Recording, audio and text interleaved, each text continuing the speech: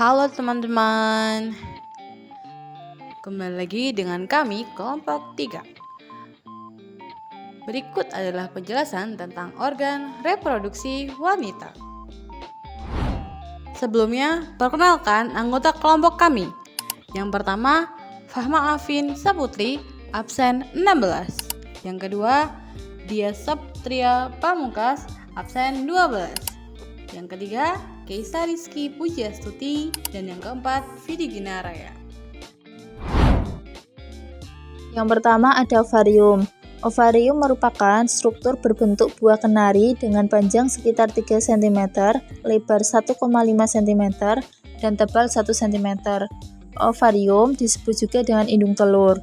Pada ovarium terdapat folikel. Di dalam folikel terdapat oosit yang terus mengalami perkembangan seiring dalam perkembangan folikel. Di dalam folikel tersebut terdapat oosit yang siap untuk diovulasikan. Folikel berkembang dengan urutan sebagai berikut. Yang pertama, folikel muda atau folikel primordial. Selanjutnya ada folikel tumbuh yang terdiri dari folikel primer dan folikel sekunder atau antral. Dan yang terakhir, folikel matang atau folikel graft. Jika sel telur telah diovulasikan, sisa folikel de Graaf akan berubah menjadi korpus luteum. Bagian ini berfungsi menghasilkan hormon progesteron. Apa saja sih fungsi dari ovarium ini? Yang pertama, menghasilkan gamet betina atau sel telur. Yang kedua, menyekresikan hormon-hormon kelamin yang terdiri atas hormon estrogen dan progesteron. Hormon estrogen berperan dalam perkembangan saluran reproduksi perempuan dan menumbuhkan sifat-sifat seks kelamin sekunder pada perempuan. Sedangkan hormon progesteron berperan untuk membantu pertumbuhan kelenjar susu dan mempersiapkan dinding rahim atau endometrium untuk implementasi zigot. Tuba Fallopi atau oviduk berjumlah sepasang dengan panjang masing-masing sekitar 12 cm. Dengan bentuk menyerupai selang air. Bentuk ujungnya menyerupai corong yang disebut infundibulum, yang terdapat juluran menyerupai jari-jari yang disebut fimbriae. Pada saat ovulasi, fimbriae membesar dan melingkupi ovarium untuk menangkap oosit sekunder yang dilepaskan. Melalui tuba Fallopi, oosit sekunder dapat mencapai rahim. Tuba Fallopi dilapisi sel epitel yang terdiri dari sel bersilia dan sekretori. Kedua sel ini berperan dalam memudahkan pergerakan sperma menuju sel telur. Yang selanjutnya ada uterus atau rahim.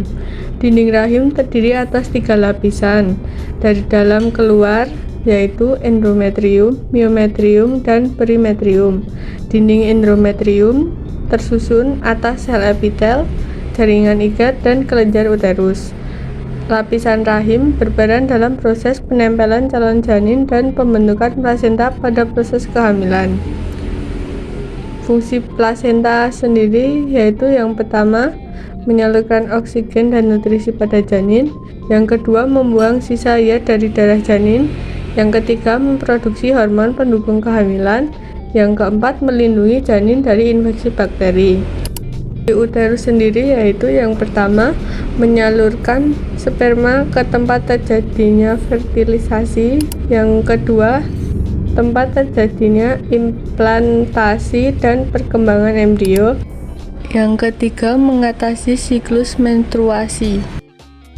Selanjutnya ada serviks. Leher rahim atau serviks adalah organ berbentuk silinder atau tabung yang menghubungkan vagina dengan rahim.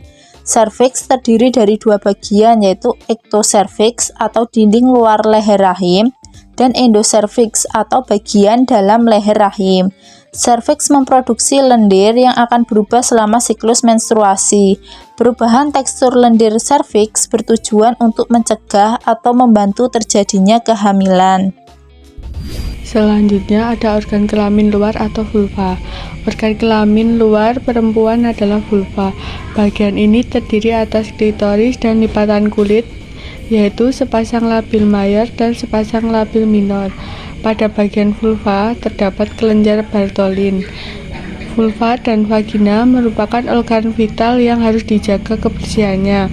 Setelah seorang mencapai masa pubertas, maka kondisi vaginanya lebih lembab. Agar organ reproduksi tetap terjaga kesehatannya, harus mengganti celana dalam minimal 2-3 kali dalam sehari. Pada saat sedang menstruasi, kalian harus rajin mengganti pembalut minimal 5-6 jam sekali. Fungsi dari organ kelamin luar atau vulva, kelenjar Bartholin yang terdapat pada vulva berfungsi untuk menghasilkan lendir. Nah, selanjutnya yaitu vagina. Apa sih vagina itu? Jadi, vagina adalah bagian luar organ reproduksi wanita yang terdapat saluran otot elastis yang menghubungkan rahim atau uterus dengan bagian luar tubuh wanita atau vulva. Bagian dari sistem reproduksi wanita yang berperan dalam menstruasi, hubungan seksual, dan persalinan. Selanjutnya, apa sih fungsinya? Nah, fungsi dari vagina itu sendiri ada beberapa. Yang pertama adalah saluran keluarnya darah menstruasi. Yang kedua, tempat masuknya penis saat hubungan seksual. Ketiga, jalan lahir bayi saat persalinan normal. Dan keempat, mengalirkan lendir pelindung dan menjaga kelembapan vagina itu sendiri. Nah, selanjutnya kita beranjak ke struktur vagina. Yang pertama ada mukosa, yaitu bagian dalam yang lembab. Yang kedua ada lapisan otot, memungkinkan kontraksi dan elastisitas. Dan yang ketiga jaringan luar, yang berfungsi menghubungkan ke struktur di sekitar panggul. Nah, kemudian untuk poin terakhir dari bagian vagina, ada cara membersihkan atau merawat vagina. Yang pertama adalah fokus pada area luar, bukan bagian dalam.